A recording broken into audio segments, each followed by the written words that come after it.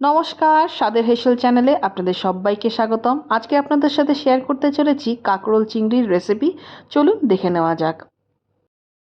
কড়াইতে সর্ষের তেল গরম হয়ে গেছে, দিয়ে দিচ্ছি এখানে কুচনো পেঁয়াজ।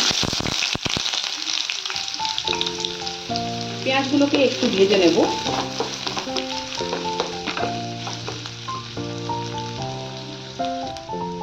পেঁয়াজটা ট্রান্সপারেন্ট হয়ে এসেছে।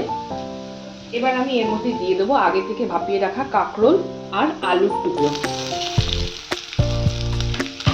ভালো করে একটু ভেজে নেব।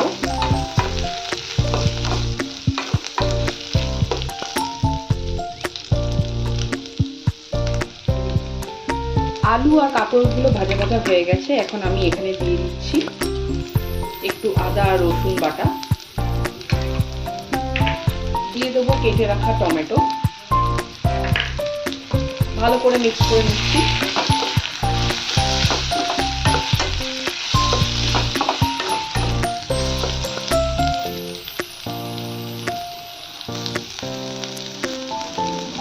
দিয়ে দেবো স্বাদ অনুযায়ী লবণ,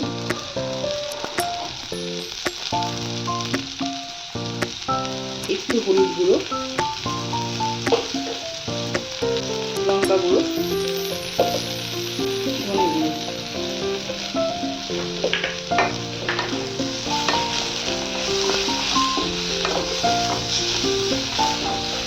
এখন এর মধ্যে দিয়ে দিচ্ছি আগে থেকে ভিজিয়ে রাখা চিংড়ি মাছগুলো।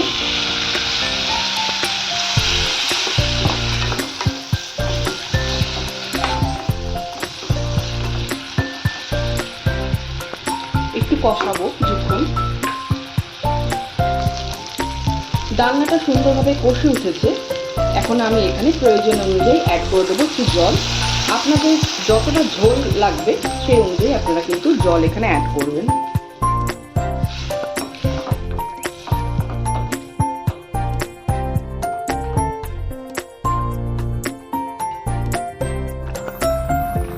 ঝোলটা আমার সুন্দর ফুটে উঠেছে। এবার আমি শেষে অ্যাড করে দেবো একটু গরম মশলা গুঁড়ো, মিশিয়ে নিলাম। ব্যাস তৈরি হয়ে গেছে আমার আলু কাঁকরোলের পাতলা ঝোল। এটি একটি অতি সাধারণ ও দুর্দান্ত স্বাদের রেসিপি। আপনারা অবশ্যই এটিকে বাড়িতে ট্রাই করে দেখবেন। আর আমার এই রেসিপিটি যদি আপনাদের ভালো লেগে থাকে তাহলে চ্যানেলটিকে লাইক, শেয়ার এবং সাবস্ক্রাইব করবার অনুরোধ রইল। দেখা হবে নতুন কোনো রেসিপির সাথে।